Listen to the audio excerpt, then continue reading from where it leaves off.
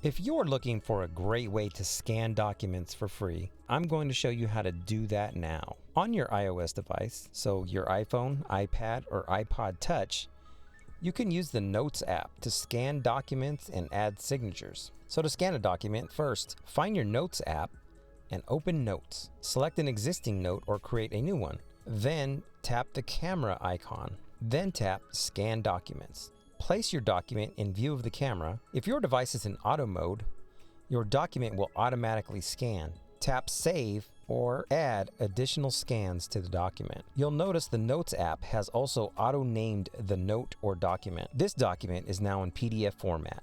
A useful tip I'd like to show you before we send this document off. Tap the Edit button here.